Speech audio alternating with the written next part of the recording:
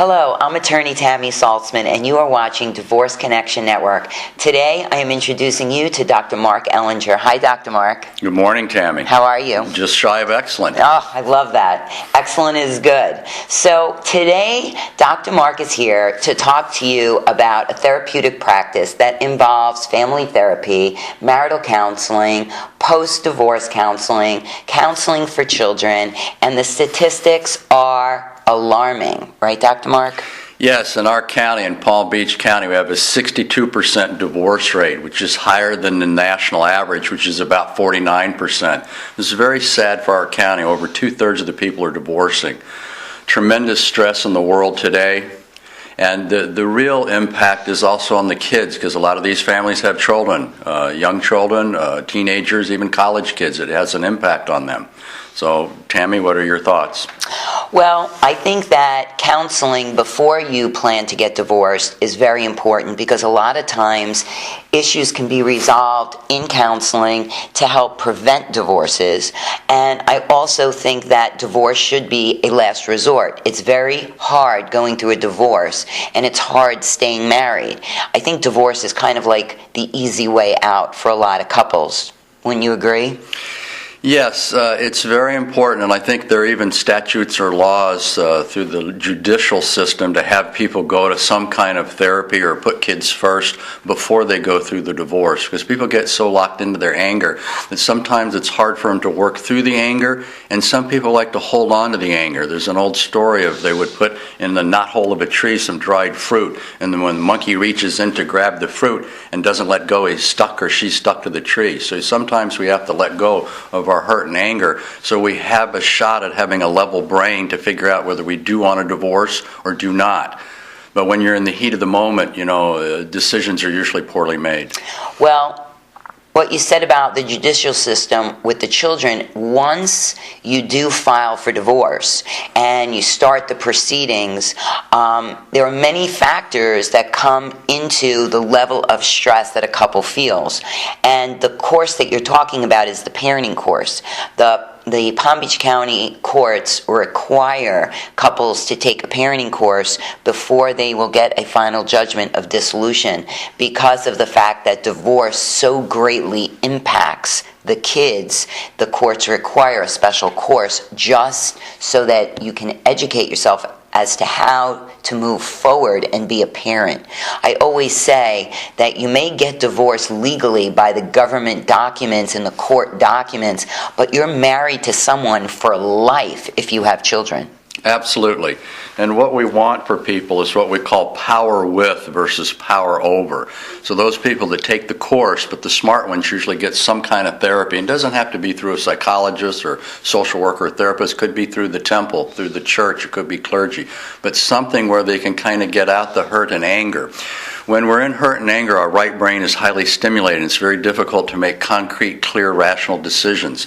So if you can work that through in any way you can, through the church, the temple, a therapist, to lower that right brain activity so you have more left brain activity, you can make healthier decisions and work with your attorney, which makes the process better for you as well as your kids, as well as your money, because it always boils down to money. Right. And, also what's important is picking the right attorney. Wouldn't you agree? Absolutely. And there are all kinds of attorneys for all kinds of people, and it's very good to find the right fit of the attorney. To me, a good attorney for most middle class, even upper middle class, is someone that can understand the person psychologically, understand their background, and understand how they want to proceed in the divorce. And also to help them, again, lower the emotions so they can think more clearly and make better business decisions. Because there's two parts of the divorce, the psychological part and the business part. That's correct. And unless you're psychologically stable, it's very hard to make good business decisions and consult with your attorney. I agree. So it's really important that you seek counseling so that you find that balance so that you can make better decisions. And therapy is not your best friend, your girlfriends, your family members who all have an opinion. It's really about finding someone who's a neutral party who could be there just for you and help you go through what you're experiencing. Wouldn't you agree? Absolutely. Someone in therapy that can help you in your corner do the best for yourself first so you do the best for your kids. Because if you always keep the kids' best interests in mind, most of your decisions will be healthy psychologically and financially and business-wise. Let's talk about that. Let's talk about the best interests of the children, because I know that you see a lot of children in your practice. And how are kids affected by divorce? Well, every case is different. As you know, legally every case is different. Yes. You can present with the same information but have a very different tone. So it depends on the kid's age, the kid's temperament, which is kind of their God-given way of operating, whether they're outgoing or whether they're shy, whether they're loud or quiet. It depends on their support system, and very much it depends on how the parents treat one another during the process of the divorce and after. The better the parents get along, the less stress rolls down the hill to the children, the better they can survive. And many of them, if the parents are doing okay, can kind of go through that difficulty and come out okay. But if the parents are fighting and hostile and using the court system to get at one another, then that process can go on and wears the kids down. I think that the number one important thing a child needs to feel to grow up is security. Yes. And confidence. So constantly reinforcing good things so your child feels confident in a place of security where he feels secure and safe and he trusts both parents. And that's not always the case. No, and kids need a solid foundation to stand on, and going through divorce kind of rips that concrete from under them. So they do need a sense of safety and security. Confidence comes from doing tasks and completing them yourselves. So a lot of upper middle class parents force a lot of good information on their kids that isn't really accurate. So if you give a kid promotions and confidence and isn't really what the kid has, it's actually against their nature. So you want to make sure the kid's earning things, and you want to reinforce effort, not just the outcome. Do you find that when parents express anger in front of the children, that children lash out with anger as well?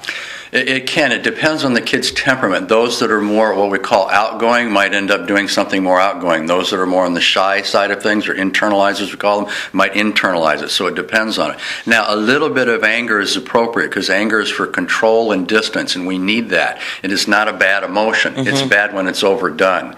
So if the parents fight in front of the children, what's most important is that they make up in front of the children. They have some kind of reconciliation. Geez, I'm sorry for yelling at you. Yeah, I kind of lost my temper too. Let's follow back on that subject and see if we can work it out later. So when the kids see the fight, but they see some resolution, that gives them a sense of hope. Right. I think it's important. I know that children do express my son had anxiety when I was going through my divorce, and that had to be addressed. And I know that when I ask my son like what he wants for his birthday or what he wants for Hanukkah, he'll say to me, "Mom, I just want you to get along with Dad." That is his number one wish in the world. Yes, because that makes the world stable, have some level of certainty and peace. And from that platform, then he can operate academically and socially. Without that, it's kind of like standing on unsettled ground or mud. It's just slippery, and you're constantly worried whether you're going to slip in the wrong direction. As an attorney, I of course have to deal with clients' anger a lot, and I always am trying to diffuse anger and have them focus their anger, instead of focusing anger on all their energy on the past, which causes them to be angry about things that have happened. I try to help them focus that energy that they're using being angry moving forward to create a better life, a better chapter, a better plan B for themselves. I also try to tell my clients, one of the homework assignments, when people come to me, they automatically get a financial affidavit, and they get a list of what they need for mandatory disclosure. And then I also ask them to please write a list of everything that they're grateful for. And that's what I did. When my husband left, I wrote down every single thing I was grateful for. There were a lot of things that I was disappointed about. There were a lot of things that I was angry about. There were my dreams that we had together were now broken. But if I focused on the gratitude, helping me start my law practice, bringing me my beautiful son, letting me have access to my stepchildren, my mother-in-law, there were so many things on my list that I could focus on positively, and I kept that next to me, and I looked at it when I got angry. So I give that homework to my clients. What kinds of things do you recommend to your clients? I know that you offer a men's anger management group. That's wonderful.